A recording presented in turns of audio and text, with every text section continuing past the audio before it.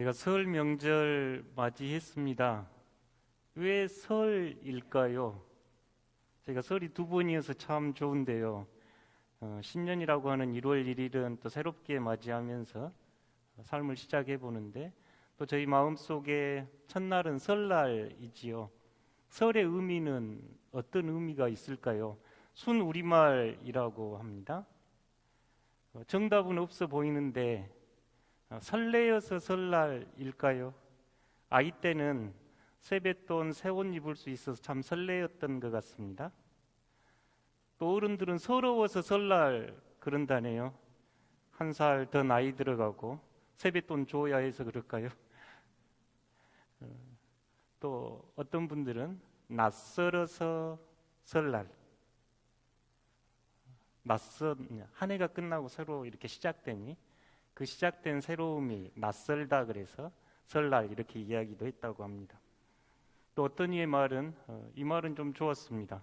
서지 못하고 사는데, 우리가 똑바로 서지 못하는데 똑바로 서는 날, 그래서 설날 이렇게 한다네요. 설날 맞이합니다. 새해 복 많이 받으시고 여러분 우리 소망하는 것들 주님의 손 잡고 이뤄 가시는, 동행하시는 복된 삶 되기를 다시 한번 축복합니다. 설날 되면 저희가 꼭 먹는 음식이 있는데 어떤 음식인가요? 아유, 훌륭하십니다. 조리 방식이나 넣는 건 조금 다를 수 있어도 우리 민족 남북한 다 해서 떡국을 먹는데, 왜 떡국을 먹을까요? 한 살 더 먹기 위해서 먹지요. 이 떡자가 한문으로 병자인데 떡을 썰어서 국을 끓여서 한자로 병탕 그런다네요. 그래서 옛 어른들은 너 나이 몇이냐 이렇게 묻지 않고 자네 병탕 몇 그릇이나 드셨나 이러면 제 나이가 얼마입니다 이렇게 이제 대답했다고 합니다. 이 병자가 우리 오병이어 할 때 떡병자입니다. 왜 우리 민족은 이렇게 떡국을 설날이면 드셨을까요? 여러분도 아마 가정에서 지금 떡국 준비했고 저희 교회도 이웃 주민들에게 떡국을 나누었는데, 이 떡국의 비밀은 긴 가래떡에 있답니다. 긴 가래떡, 어렸을 때는 종종 이 정미소나 방앗간에서 가래떡 뽑는 모습을 보고 심부름했던 기억이 나는데, 이 긴 가래떡의 의미는 뭔가요? 즐기고 무병하고 장수해라, 이런 뜻이라네요. 그러니까 떡국처럼 즐기고 오래오래 살아라, 건강의 의미, 또 장수의 기원이 담겨 있는 우리 민족들의 소박한 그 바램이 이 음식 안에 담겨 있다고 합니다. 또 이 흰색을 저희 민족은 좋아하는데, 백의민족 그러지요. 이 가래떡에 있는 이 흰색은 또한 저희가 소박하고 검소하고 진실하게 살면서 이 것은 다 지나갔으니 새롭게 시작하는 삶 되라 하면서 이 떡국을 먹었다고 합니다. 여러분 떡국 많이 드시고 또 오래오래 건강하게 주님의 손잡고 사시는 여러분들 되시기를 축복합니다. 사실 우리가 이 설 명절 생각하면서 떡국 생각해 보면 우리 민족들의 정서 안에 담겨 있는 우리의 어떤 정체성, 또 우리의 생각과 문화가 그대로 담겨 있는데요. 성경을 읽다 보면 음식 이야기가 굉장히 많은 것에 깜짝 놀랄 겁니다. 성경 안에 음식 이야기가 굉장히 많은데요. 첫사람 아담과 하와가 죄를 짓는 이야기도 선악과라고 하는 열매를 따먹는 이야기입니다. 가인과 아벨 이야기도 농사를 짓는 이와 목축을 하는 이에 하나님 앞에 드렸던 이 제사 음식의 문제였지요.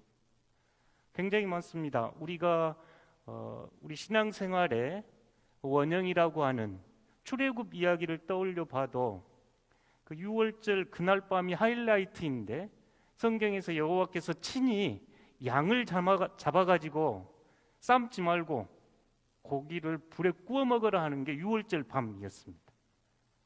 그러니까 6월절의 이 하이라이트도 양 고기를 구워 먹는 밤이었고, 광야로 출애굽했던 이스라엘 백성들에게 가장 중요한 문제 중에 하나는 늘 먹는 문제였죠. 먹는 것 때문에 불평하고 원망합니다. 그들에게 하나님은 만나와 메추라기를 주셔서 이스라엘 백성, 새로운 백성으로 만들어 가셨던 이야기도 먹는 이야기와 관련이 있습니다. 선지자 이야기들도 우상의 제단에 바쳐진 음식을 먹는 것을 금하는 이야기로 가득 찼지요. 신약 시작도 그렇습니다. 신약에 예수님보다 먼저 등장한 사람이 세례 요한인데, 세례 요한을 소개할 때면 그는 메뚜기와 석청을 먹더라면서 먹는 이야기를 소개하고 있고, 예수님께서 보여주셨던 첫 번째 이적은 요한복음에 따르면 가나의 혼인잔치집에서 이루어졌던 먹는 물이 포도주로 바뀐 사건이었습니다. 뿐만 아니라 예수님은 공생의 기간 동안 그 죄인들이라고 손가락질 받는 사람, 가난한 이들이라고 일컬어졌던 이들과 계속 먹는 예수님이셔가지고 예수님을 반대했던 사람들이 저 사람 먹보요 술꾼이다 이렇게 힐난을 받을 정도로 예수님의 삶은 잔치와 먹는 삶이었지요. 하나님 나라 비유도 잔치 비유로 종종 예수님은 말씀하셨고, 예수님께서 제자들과 제일 마지막 하셨던 일도 유월절 만찬을 주님의 식탁이라고 하는 성만찬 제정 이야기입니다. 제자들과 함께 음식을 먹고 제자들의 발을 씻어주고, 그리고 예수님께서는 감람산으로 가셔서 십자가를 맞이하시죠. 구약에도 그러고 신약에도 그리고, 물론 초대교회에서도 먹는 이야기는 계속 등장합니다. 복음이 전해지면서 이제 이 예루살렘을 넘어서 이방인 지역으로 복음이 전해질 때 이방인들에게 이 먹는 문제, 율법 문제 어떻게 해야 하나 하고, 이렇게 초대교회 선교사들이 질문을 할 때 사도행전 15장에 보면 예루살렘에서 모여가지고 사도들과 장로들이 공의회를 하면서 네 가지를 결정하는데, 우상에 관한 것 금했겠지요, 음행에 관한 것 금했겠지요. 네 가지를 결정하는데 이 둘 빼고 나머지 둘은 먹는 이야기입니다. 목매어 죽은 것, 그리고 피채 먹지 못하게 하는 것, 피를 못 먹게 하는 것, 피채 고기를 못 먹게 했던 이야기입니다. 그러니까 처음 복음이 전해질 때도 이 네 가지 중에 두 가지가 먹는 것과 관련된 이야기이지요. 사실 이 먹는 것은 그래서 단순하게 어떤 우리 육신의 배부름의 문제가 아니라 매우 윤리적이고 신앙적이고 영적인 문제입니다. 그러니까 먹는 행위는 굉장히 중요한 행위죠. 나 한 사람의 어떤 배부름의 이야기가 아니라 어떤 민족의, 하나님 백성의 정체성이 그곳에 담겨 있고, 서로들을 향한 책임, 윤리적인 문제가 이 먹는 것 안에 담겨 있습니다. 저희가 먹는 것이 가장 중요한 눈에 보이는 말씀이라고 하는 성만찬의 의미도 그렇습니다. 하나님께서 주신 음식을 먹는 하나님과 나의 계약의 관계요, 또 이웃과 함께 나누어 먹는 한 식구 공동체의 관계가 이 성만찬 제대 위에서 일어나는 은총이지요. 그런 저희가 단순하게 먹는 음식은 없습니다. 모든 음식 안에는 영적이며 윤리적인 의미가 담겨 있음이 신앙의 가르침이고 성경의 가르침이지요. 함께 먹는 것에 대한 가장 아름다운 모습은 오병이어의 모습입니다. 저희가 어렸을 때 주일학교에서부터 어른에 이르기까지 이 이야기 너무너무 잘 압니다. 물고기 2마리, 보리떡 5개.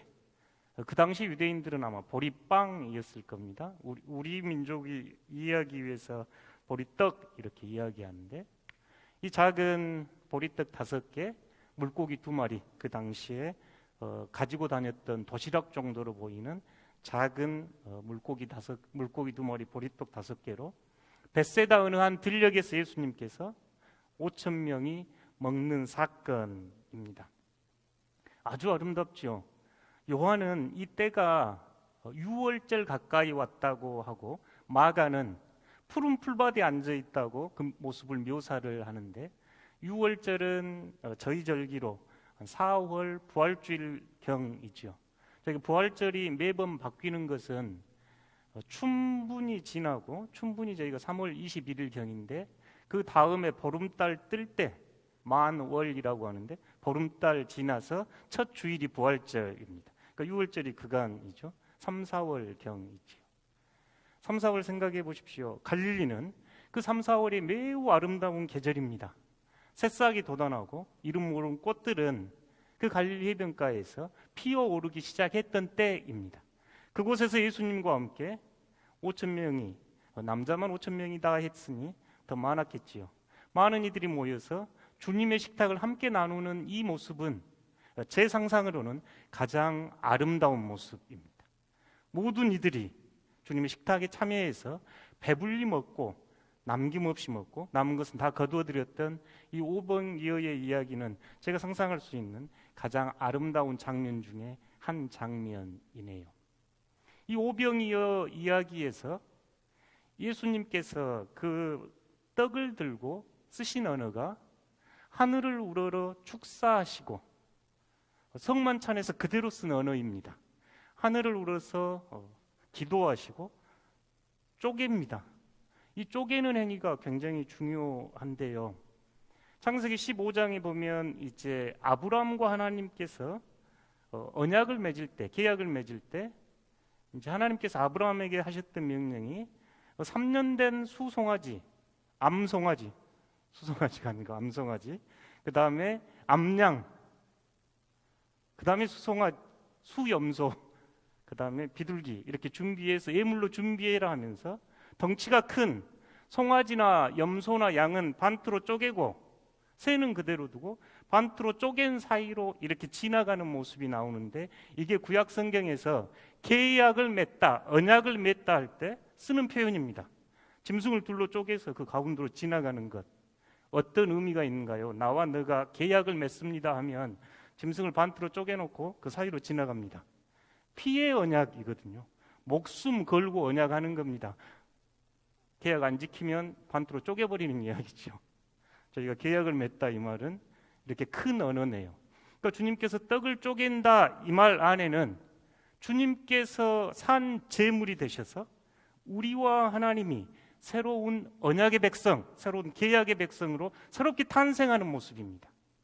단순하게 쪼갠다, 그냥 쪼갠다가 아니라 주님께서 그 광야의 식탁에서 스스로 제물이 되셔서 이제 하나님과 우리가 새 언약, 에레미야 31장에 나와 있는 옛것이 아닌 새 언약으로 지금 이 들녘 안에서 새로운 예수 공동체가 출현하는 이야기가 이 오병이어의 가슴 뛰는 이야기입니다.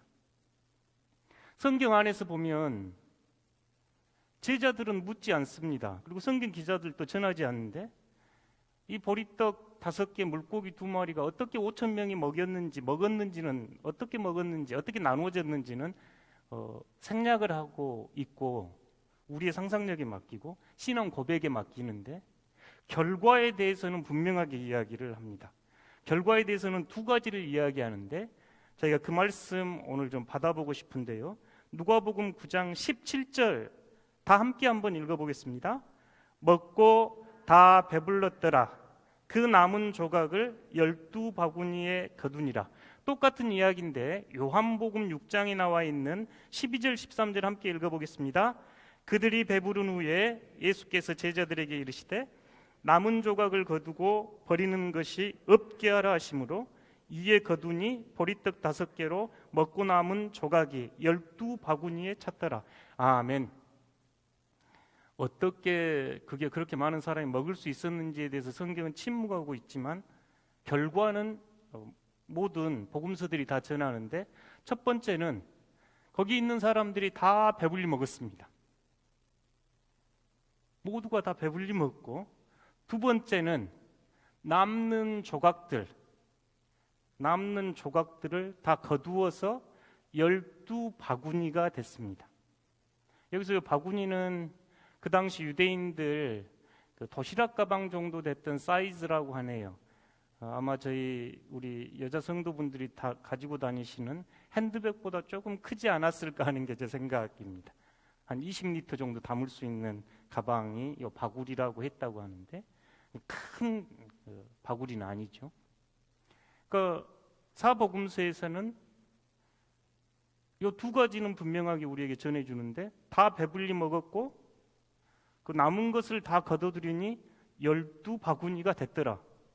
요한은 특별히 더 우리에게 왜 이제 성경이 써진 언어로 보면 다 남은 것을 모아라 명령으로 써졌습니다. 예수님께서 제자들에게 남은 것 다 모아라 명령으로 쓰였고, 그래서 버려진 것이 없게 하라 이렇게 써졌습니다. 그러니까 왜 모아라고 했냐면 버려진 것이 없게 하라 이렇게 말씀하셨네요. 그래서 다 모았더니 12바구니가 됐습니다. 성경 안에서 12는 굉장히 중요하죠. 완전수지요. 저희가 12지파 이스라엘 백성들 이야기할 때 12는 완전수라고 성경에서 이야기하는데, 남는 부스러기 조각이 아니라 완전한, 다시 온전한 것이 된 모습을 보여주고 있지요. 오늘 이 말씀을 저희 삶에서 조금 더 깊이 실천하며 묵상해 보기 원합니다. 거듭 강조드리지만 먹는 것은 단순하게 우리가 배고파서 먹는 어떤 물질의 문제가 아니고 매우 영적이고 매우 정신적인 이야기입니다. 주님께서 음식을 오병이어의 아름다운 식탁을, 주님이 주인 되시는 식탁을 펼치시고, 왜냐하면 주인이 식탁에서 기도를 했거든요. 유대인들은 예수님이 주인 되시는 그 오병이어의 놀라운 식탁에서 남은 것 다 거둬들인 이유가 남아 버리는 것 없게 하라. 지금 이거 음식 버리지 말라 이 말입니다. 우리 식당에도 쓰여 있죠. 우리 식당에도 이 구절, 요한복음 6장 9절 쓰여 있습니다. 남는 음식 버리지 말고 다 거둬들여라 이렇게 예수님 말씀하시는데요. 우리가 지금 살아가는 21세기 대한민국뿐만 아니라 전 세계적으로 가장 심각한 이야기를 기후위기라고 이야기합니다. 세계적으로 기후위기가 가장 심각한데, 기후위기의 심각성을 불러일으키는 요인 중에 하나가 쓰레기, 특별히 음식 쓰레기입니다. 이 단어가 제가 굉장히 좀 연결이 잘 안 됐습니다. 음식은 얼마나 귀하고 좋은 건가요? 근데 쓰레기하고 붙여놨습니다. 전 세계적으로 한 해에 버려지는 식량이 10억 톤이라고 하는데, 저희가 10억 톤이 얼마나 되는지 상상이 잘 안 되죠. 전체 음식물의 3분의 1에서 17%, 그러니까 약 5분의 1 정도 되는 음식물이 쓰레기로 버려집니다. 전 세계적으로. 이 양이 얼마나 되는 거 아니? 1년에 연간 약 817만 정도가 배고파서 죽는데, 이 배고파 죽는 사람들 1년치 식사를 4번 주고 남는 양이랍니다. 그러니까 음식물로 버려지는 게 1년에 배고파 죽는 사람들에게 주면 그 사람들이 1년 내 먹을 것 4번씩 주고도 남아야 되는 양이 음식 쓰레기로 버려지네요. 우리나라도 하루에 15,000톤 이상 발생한다고 하는데 연간 500만 톤이 발생한다고 환경부 자료에 나왔습니다. 이 500만 톤은 얼마나 되냐면 북한의 전 인구가 먹을 수 있는 1년 음식이 그 정도라네요. 그러니까 우리 남한이 전체 음식물의 약 7분의 1을 버린다는데, 이 버리는 양이 북한 인구가 전체 먹고 남는 음식량입니다. 환경부에서는 크게 2가지 음식 쓰레기 이야기를 주제로 삼았더라고요. 하나는 이 남아서 버려지는 음식물은 매우 기후위기를 불러일으킵니다. 그러니까 음식 쓰레기들은 물이 있고 재활용이 어렵기 때문에 이 처리하는 과정에서 많은 비용이 들 뿐만 아니라 기후위기의 중요한 원인입니다 하고 이야기했고, 2번째는 경제적 비용 이야기하는데 음식 쓰레기를 처리하는 비용만 8천억, 버려지는 음식과 함께 계산하면 20조 원이랍니다. 환경부 자료에 따르면 음식 쓰레기 처리하는 데만 8천억이 들고 전체 음식까지는 20조. 무분별하게 버려지는 이 음식 쓰레기는 경제적으로도 환경적으로도 뿐만 아니라 그리스도인으로서도 가장 심각하게 생각되는 게 여전히 배고픈 이들입니다. 코로나19로 죽은 사람이 많을까요? 한 해에 음식을 못 먹어서 배고파서 죽는 사람이 많을까요? 예, 고맙습니다. 1년에 1년에 배고파 죽는 사람이 815만, 그러니까 실제로 기아로 죽는 사람이, 그리고 이 기아 빈민선에 있는 사람이 8억. 지난해부터 우리가 코로나를 3년차 맞고 있는데 지금까지 죽은 사람이 564만. 제가 이번 주에 통계에서 본 내용입니다. 지금까지 전체 죽었던 코로나로 죽은 사람보다 한 해에 배고파 죽는 사람이 더 많습니다. 옥스팜의 자료에 보니까 1분에 11명 죽는답니다. 배고파서. 여러분 어떻게 생각되신가요? 예수님께서 펼치신 광야 한번 다시 생각해 봅시다. 제가 상상할 수 있는 가장 아름다운 하나님 나라의 모습인데요. 예를 들어 절반 정도는 너무 많이 먹어가지고 남아서 음식을 버리고, 요 절반 정도는 배고파. 늘 배고픈 사람이 전 지구에서 한 30억 정도 된다고 그래요. 그리고 그 중에 500명, 약 10분의 1은 배고파 죽습니다.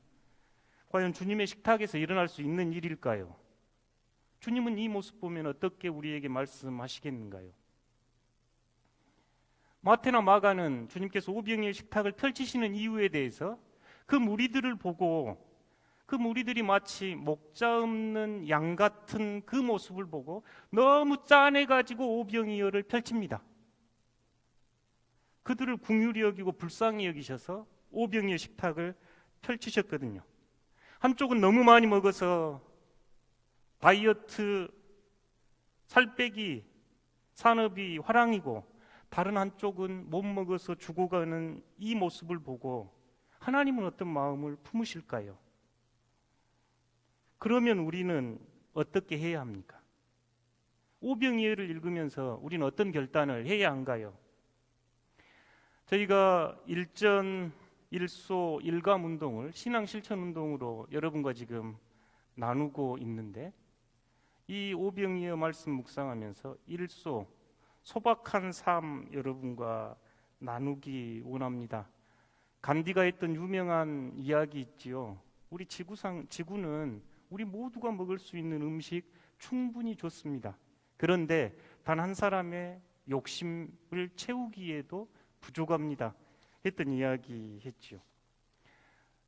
일소, 검소하고 소박한 생활은 그냥 어떤 윤리적인 생활이 아니라 우리 시대의 기후위기와 식량 문제로 배고파하는 이들을 위한 그리스도인의 신앙적 응답이 되어야 합니다.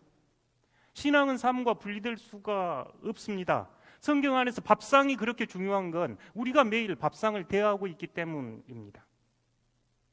하나님 앞에서 기뻐하는 삶은 검소하고 소박한 삶을 실천하는, 나누는 삶입니다. 이게 오병이어의 식탁입니다. 일소할 때 이 소자 다시 한번 생각해 보십시오. 한문으로 이 소자인데요, 저희가 소박하다, 검소하다 할 때 이 소자 씁니다. 이 소자의 의미 안에는 꾸밈이나 거짓이 없고 수수하다 이럴 때 소자, 검소하다, 소박하다 할 때, 또 하얀색, 흰색 할 때 이 소자 씁니다. 그래서 우리가 소복 그럴 때 이 소자를 쓴다고 하네요. 흰옷입니다. 그 다음에 가공되지 않는 봄 바탕, 원래 바탕 이럴 때 소자를 쓴다고 하네요. 그러니까 평소에 잘해 그러면 늘 그 모습, 그 드러나는 모습이지요. 저희가 시인 중에 진달래꽃 유명한 진달래 했던 소월, 김소월 할 때 이 소자를 쓰는데 8월 보름달을 소월이라고 했다네요. 밝고 환한 달. 이 소자는 그래서 우리가 일상생활에서 검소하다, 소박하다 이럴 때 쓰는 소자가 이 소자입니다. 저희 성도들은 초대교회에서부터 검소하고 소박한 삶이 신앙의 중요한 덕목이었습니다. 외인관 예수님께서 스스로 머리 둘 곳도 없으셨고 스스로 가난하고 소박하며 검소하게 사셨기에 초대교회 성도들부터 소박하고 검소한 삶은 성도들의 당연한 요구이고 응답이었습니다. 욕심을 채우지 않고 검소하고 소박하게 살면서 그 남긴 걸 이웃을 섬기며 나눔과 배품을 실천했던 것이 저희 그리스도인들의 삶이었지요. 말씀을 준비하면서 저희 교회 성도들을 좀 떠올렸습니다. 검소하고 소박한 삶을 살아가는 분들이 그리스도인이다 하는 생각이 들어 먼저 감사했습니다.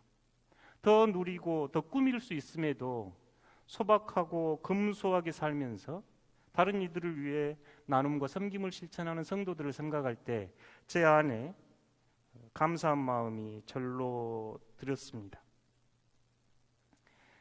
아내 자랑을 하면 팔불출이라고들 하는데 제가 아내에게 자랑할 만한 게 제법 있는데 제법 괜찮은 집안에서 살다가 가난한 신학생에게 시집 와가지고 지금까지 그 검소하고 소박한 삶을 살아주어 고맙습니다.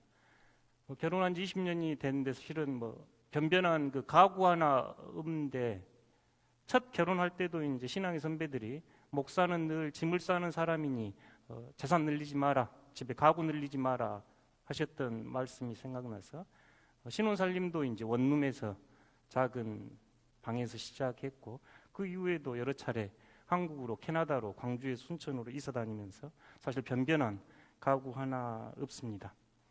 너무나 고맙게 저에게 옷을 사달라거나 가구를 사달라거나 하지 않아서 고맙습니다. 사실 이 그리스도인들의 검소하고 소박한 삶은 너무나 당연한 요구임에도 우리 시대에 우리가 살아내야 할 그리스도인들에게 요구되는 모습입니다. 성도들께 세 가지 이렇게 권면해보고 싶은데요. 먹는 것은 매우 윤리적이고 영적인 문제임을 기억하시면서 세 가지 실천하시면 좋겠습니다. 첫 번째, 저희가 음식이나 소비 생활에서 꼭 필요한 것 사야 합니다. 있어도 되고 없어도 되면 안 하셔야 됩니다. 없어도 되면 안 사셔야 됩니다. 이 말씀은 주님께서 하늘의 새를 봐라, 들의 백합화를 보라, 두려워하지 말고 염려하지 말라, 하나님께서 다 너희들 먹이시고 입히시지 않았더냐 하며 삼가 탐심을 조심해라, 삼가 모든 탐심을 물리치라, 사람의 생명이 그 소유에 넉넉한 데 있지 않다 하면서 주님께서 친히 저희에게 하셨던 말씀입니다. 그러니까 물건을 사고 소비 생활을 할 때 분별의 기준은 주님의 말씀처럼 삼가 탐심을 물리치는 일입니다. 두 번째, 오늘 요한복음 6장 12절에서 그들이 배부른 후에 예수께서 제자들에게 이르시되 남은 조각을 거두고 버리는 것이 없게 하라. 가능하면 여러분 음식 남기지 맙시다. 음식 쓰레기는 전체 쓰레기의 4분의 1이고 남한에서도 전체 음식의 7분의 1이 쓰레기로 버려진다고 하네요. 이 중에 70%가 가정과 소형 음식점에서 버려진다고 합니다. 가정과 교회에서 음식 남김없이 검소한 식생활 하셔야 합니다. 저에게 음식은 단순히 밥 한 그릇이 아니라 천지를 지으신 하나님의 은혜와 수고하고 애쓴 농부의 땀과 음식을 만들어주는 정성이 깃들어 있습니다. 그러니 함부로 버리고 먹고 버릴 일 아니지요. 적당히 먹고 남기고 버리지 말아야 합니다. 그러니까 음식을 대할 때 저희들이 오늘 복음을 좀 기억하면서 드시면 좋겠습니다. 세 번째, 고린도전서 8장 13절인데요. 바울이 이 고린도 교회가 우상의 제단에 바쳐진 음식 문제로 논쟁이 있을 때 음식 이야기를 쭉 하면서 8장 13절의 결론처럼 바울이 이렇게 이야기하는데요. 그러므로 만일 음식이 내 형제를 실족하게 한다면 나는 영원히 고기를 먹지 아니하여 내 형제를 실족하지 않게 하리라. 바울은 이 고린도전서 8장에서 음식에 대한 중요한 교훈을 우리에게 남겨줍니다. 이 음식을 대할 때 바울은 신앙과 믿음에 따라 음식을 드시라고 권하면서 두 번째는 다른 사람 먹는 것 가지고 정죄하지 마십시오 하고 셋째로 사랑과 배려로 음식을 먹어야 합니다 하면서 만약 내가 그 고기를 먹고 있는 것을 믿음이 약한 사람이 보고 시험에 빠지고 죄를 짓게 한다면 내가 절대 고기 먹지 않겠다 지금 하는 구절이 고린도전서 8장 13절이네요. 제가 2009년경 토론토에 있을 때 그 교회를 섬기시던 한 목사님이 한국으로 귀국하셔가지고 새 목사님을 모시는 동안 강단에서 설교를 한 적이 있었습니다. 그때 이 오병이어 설교를 하면서 음식을 신학적으로 그리고 성경이 어떻게 가르치는지 전 세계 식량 문제들을 한번 살펴본 계기가 됐었네요. 저의 인생의 전환점이 됐던 한 순간이기도 했는데,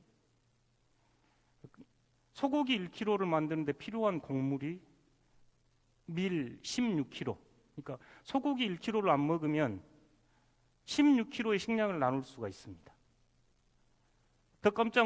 저에게 깜짝 놀랐던 것은 배고파 죽는 사람은 있어도 배고파 죽은 소는 없다. 이 구절이었습니다. 배고파 죽은 사람이 있는데 배고파 죽은 소가 없습니다. 식량을 주고 그 고기를 먹기 위해서죠. 그래서 이 설교한 후에 가급적이면 제가 육식을 자제를 했습니다. 물론 목회자의 삶이라 누군가가 초대해서 고기를 주면 즐겁게 먹습니다. 제가 이 고기 좀 절제해야 되겠다고 하고 몇 주 안 됐는데 어떤 성도집 갔더니 함박 스테이크, 그래서 맛있게 먹었네요. 성도들의 정성이니 맛있게 먹어야죠. 그런데 제가 고를 수 있을 때는 가급적 조금 자제를 하려고 하는데, 이유는 우리가 고기를 먹기 위해서 더 많은 숲을 파괴하고 고기를 더 먹으면 먹으려고 할수록 가난한 이들이 더 많아지기 때문입니다. 그래서 가급적이면 고기를 삼가하네요. 창조 세계를 파괴하고 다른 이들을 배고프게 하는 것이기에 바울의 말처럼 만약 이 일이 다른 형제로 하여금 시험이 들게 한다면 내가 절대 고기를 먹지 않겠다 했던 말씀을 기억하면서 그럽니다. 저희가 먹고 소비하는 것은 당연한 일이고 생활에 꼭 필요합니다. 그렇지만 탐심에 의해서, 허영에 의해서 하지 맙시다. 많은 음식, 오늘 오병이의 식탁처럼 배불리 먹는 것 금할 수 없습니다. 주님의 식탁은 그런 풍요함이 있거든요. 그런데 남겨서 버리지는 맙시다. 그리고 다른 형제 자매들에게 고통이 되는 육식은 자제하고 절제하는 게 좋겠습니다. 패션의 시작은 TPO라고 하대요. 패션의 시작은 TPO인데 T는 타임, P는 플레이스, O는 오케이전이라고 하는 상황. 그래서 패션의 시작은 시간과 장소와 상황에 따라 옷을 입고 한 겁니다. 이런 구절을 본 적이 있네요. 제가 왜 이 이야기 한 거 하니, 모든 게 때가 있는데 설 명절 앞두고 목사님이 고기 먹지 마라 그랬습니다 하면서 고기를 장만하지 않거나 금식하겠습니다 하면서 설 명절 분위기 싸하게 하지 마시고, 설 명절은 맛있게 먹고 나누는 때입니다. 곧 사순절이 오니 그때 금식하시게요. 그래서 설 명절 때는 즐겁게 나누고 또 서로 배려하고 사랑 안에서 기쁨 넘치는 식탁 되시기를 바랍니다. 그렇지만 오늘 오병이의 식탁에서 있었던 것처럼 주님께서 배불리 먹고 다 거둬들여라, 남아서 버려지는 것이 없게 하라 하셨던 이 말씀은 간직하면서 설 명절 행복하게 보내시기 바랍니다. 기도하시겠습니다.